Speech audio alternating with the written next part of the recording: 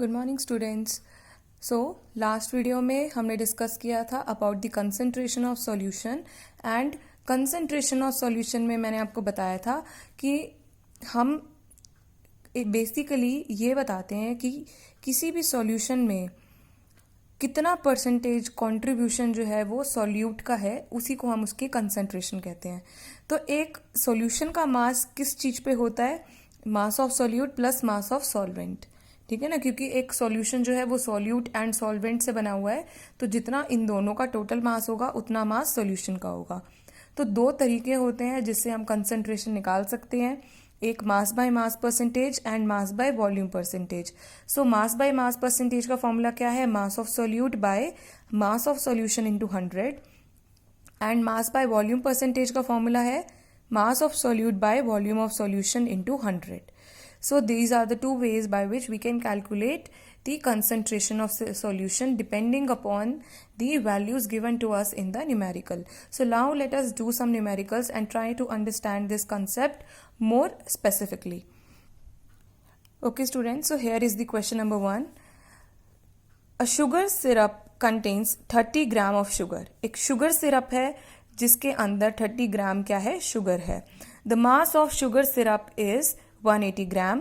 Calculate mass percentage. आपको क्या calculate करना है? मास परसेंटेज कैलकुलेट करना है. ग्राम दोनों जो यूनिट है ये, इसमें भी ग्राम है, इसमें भी ग्राम है, so it is the unit of mass. So हमें दोनों ही किसकी टर्म्स में गिवन है? मास की टर्म्स में गिवन है.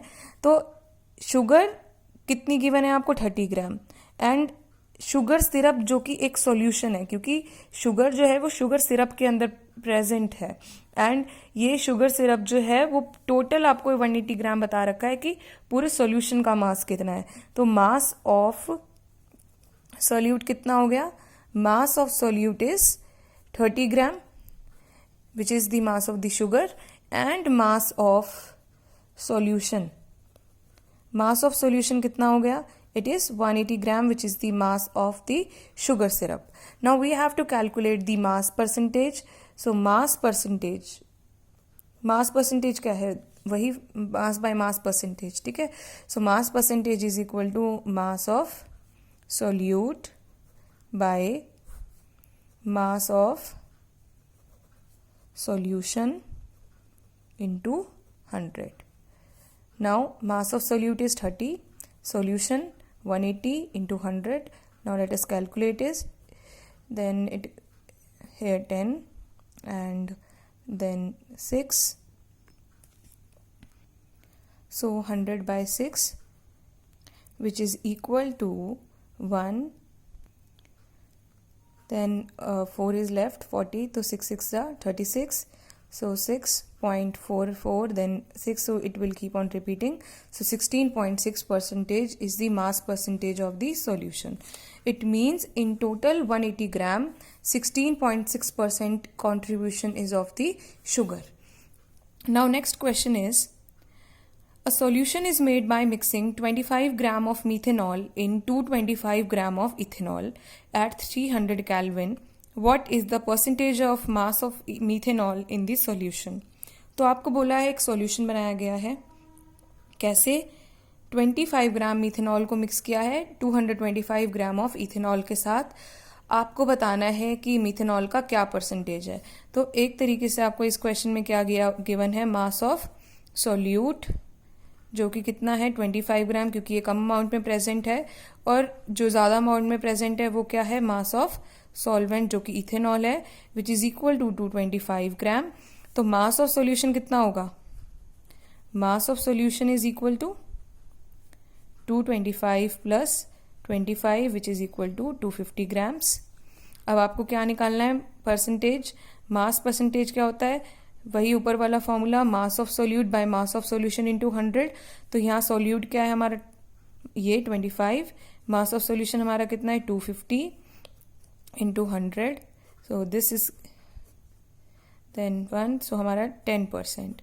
So 10% is the concentration of this methanol in the solution.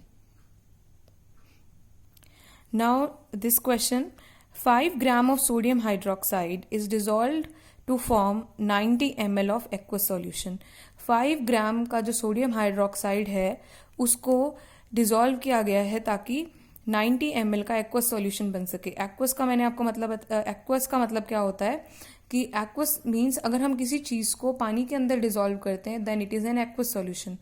And अगर हम पानी के अलावा किसी और चीज़ के अंदर हम सॉल्यूट को डिसॉल्व करें, फॉर एग्जांपल अगर आपने इथेनॉल के अंदर किसी चीज़ को डिसॉल्व किया है तो वो एक नॉन एक्वस सॉल्यूशन है.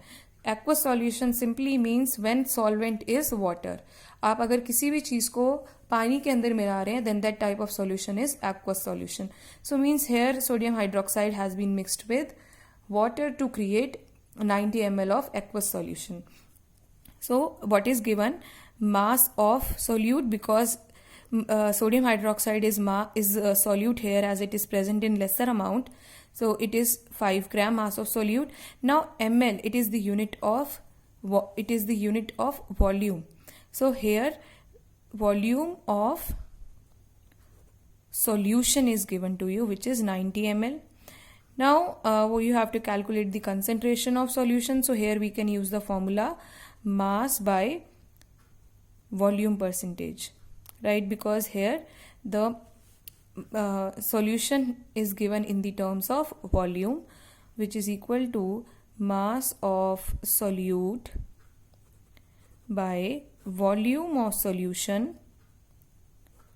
into 100. कितना हुआ? 5 by 90 into 100. This is cancelled. So 50 by 9. So 9 5 ja 45. 5 is left. So decimal, then 5, then again 5. So 5 will keep on repeating. So 5.55%. So this comes out to be the concentration of solution. So I hope this topic is clear to you. And in case of any problem, kindly ask me on my personal window.